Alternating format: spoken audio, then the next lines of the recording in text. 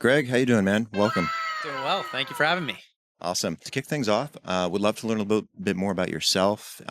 Maybe what enticed you to be a part of the Web3 space. Everyone's got an interesting story. Would love to hear yours. Sure. Yeah. Well, I'm the Chief Business Officer at the Hedera Foundation, and I've been here for now just over a year, really focusing on some of the institutional applications for this incredible technology, as well as growing the retail side. I think within the Hedera community, for a long time, there hasn't been the voice of the retail as prominently within the ecosystem as there should be. And so we've made a lot of progress, and there's certainly more to come with growing sort of the DeFi ecosystem on Hedera, which is a really fun place to be.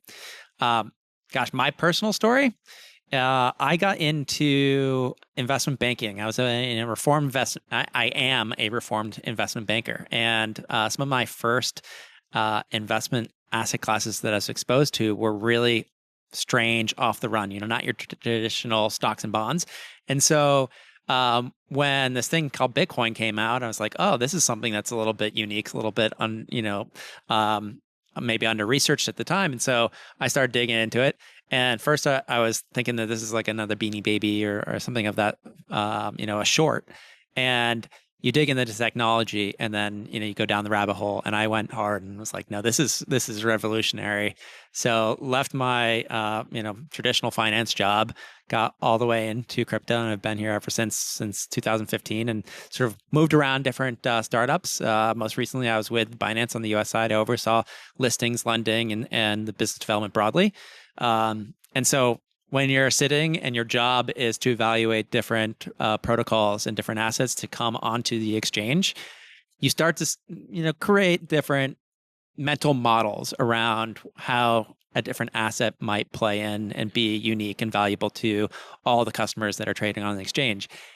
HBAR and Hedera stood out just as a unique consensus mechanism in terms of the hash graph, a really green and efficient protocol. So roll back the clock a couple of years, we were always talking about what is the energy consumption of Bitcoin and other proof of work networks. Then you go into Ethereum scaling debates, right? There was a lot of scaling debates both on Bitcoin back when there was the fork of Bitcoin and Bitcoin Cash, and so Hedera was like, wow, here's this network that can scale, that has proven scalability, and a network that's green. I should look more into this. And so that sort of started my journey down the Hedera rabbit hole, if you will. I've heard about Hedera. I've interviewed Lehman, I think, a few years back as well. Incredible guy, super intelligent, and I've learned a lot about the Hedera Foundation and the ecosystem, but I haven't heard much in a while. I'm curious, like, what's kind of cooking up right now in the ecosystem? What's kind of on the agenda in 2025? What are you guys working on? What's a priority? Yeah. So, well, first and foremost, it's what do we exist. The Hedera Foundation exists specifically to help, right? We're here to help builders. We're here to help individuals and Fortune 500 companies, everybody in between, to be able to adopt this incredible technology that Hedera has to offer. And the way we help is by, providing technical support, by providing capital. So we're a grant giving organization, and then providing marketing awareness and broadening the commerce that can ultimately occur on the network. And so when I think about like today, where we are and some of the things that we're cooking, ultimately, it's not us. We're more or less the champion, the cheerleader, if you will. It's all the builders that are out there that are really doing the real cooking, and it's exciting to see. I get to taste some of it here and there, right? But gosh, we've got a couple of areas where I see a lot of development. One is certainly the tokenization, so financial markets is a big area, and that's really leveraging some of the experience and enterprise development that's occurred on Hedera with having a governing council that is running the nodes of Hedera. It's being run by Google, by IBM, by LG and Nomura. It's being run by other financial giants like Shinhan Bank and Standard Bank, like Aberdeen. And so each of these applications, they're building their own applications on the network, but they're also running the node infrastructure. And so from a financial markets perspective, that provides scalability. It provides regulatory compliance. So there's no chance with the way that Hedera is structured that gas fees for any transaction would pay, a sanctioned country, sanctioned address, sanctioned wallet, North Korea node operator or something like that. That risk doesn't exist with Hedera, and so there's been a lot of securities that have been tokenized and things of that nature that are coming into the RWA space.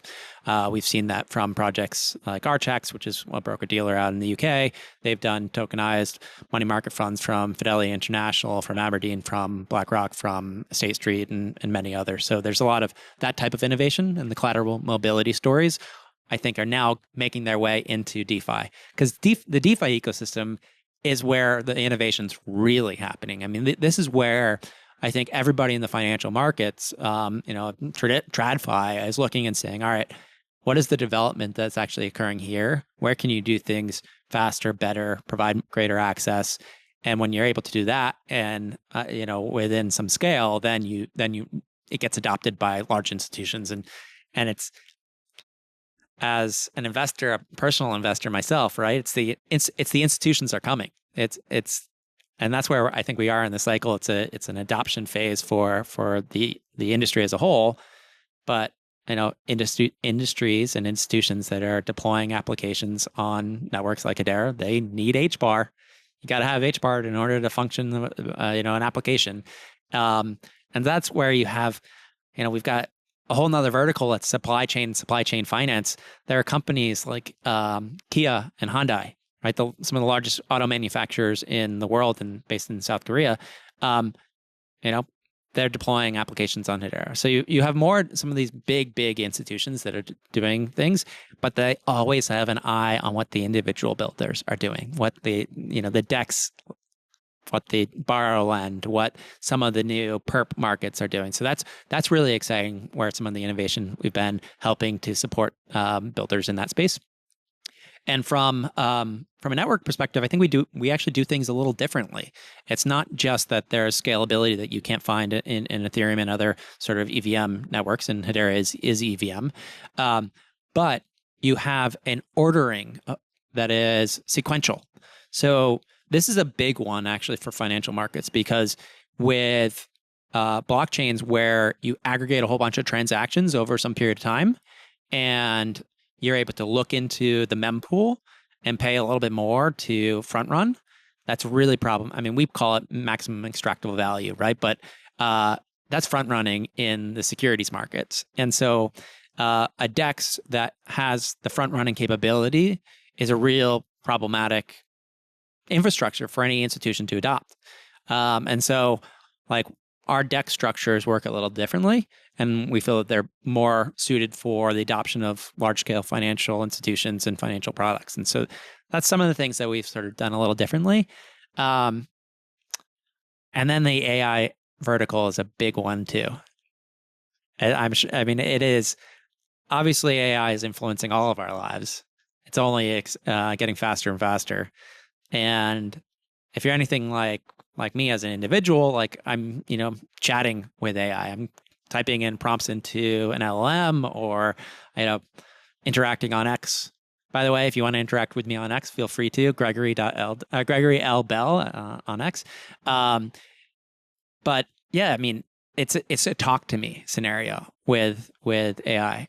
It's moving into a do this for me, buy this for me, generate yield for me, more of that robo advisors. And those advisory sort of AI services, they'll be using frameworks like ELIZA OS, which Hedera has a plug-in to, and several others, to execute trades, to execute yield generating strategies. These will be on DeFi. These will be DeFi rails. These will be generating yield in Web3. It's not going to go outside of that realm, because you can't have an AI have a bank account in the same way. So I think it will be a tool that really accelerates a lot of the adoption in DeFi.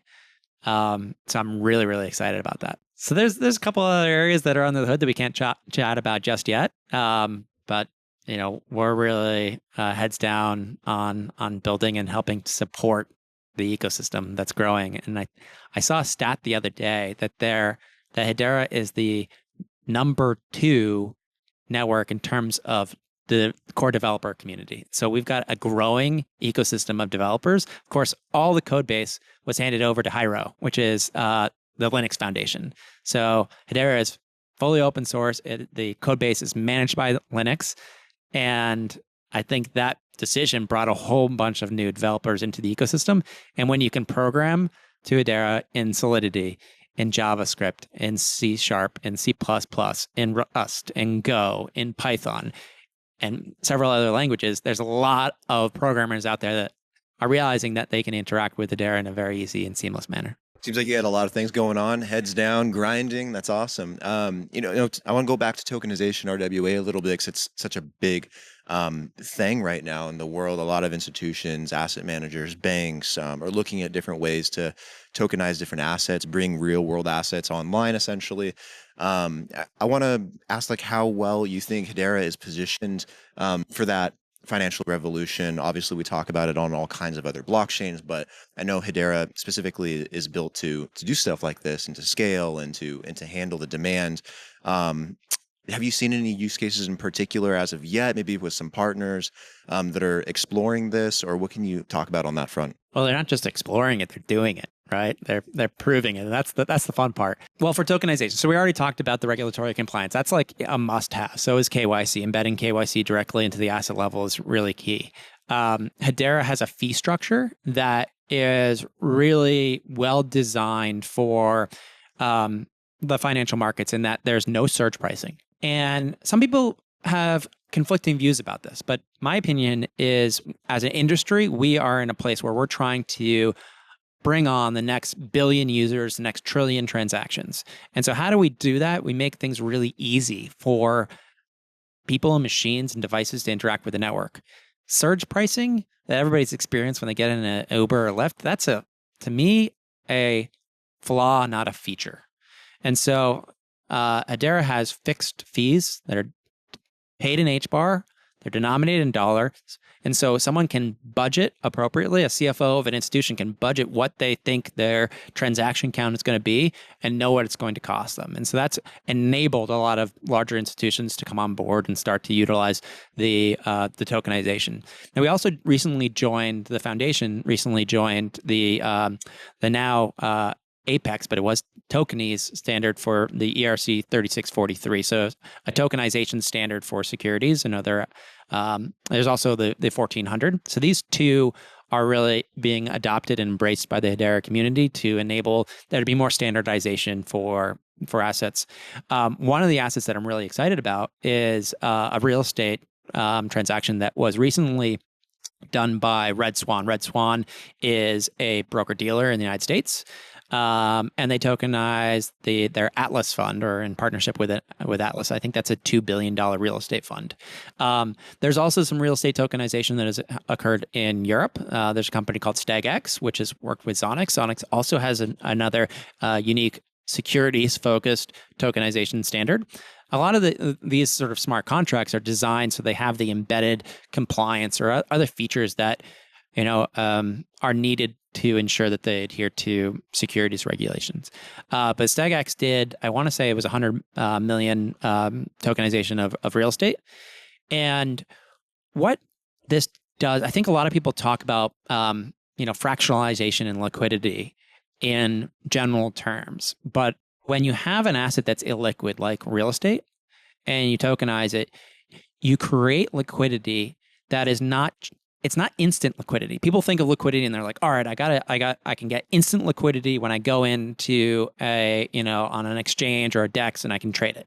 Well, there's different levels of liquidity. If you invest in real estate today, generally speaking, you're investing in a 7-10 year product.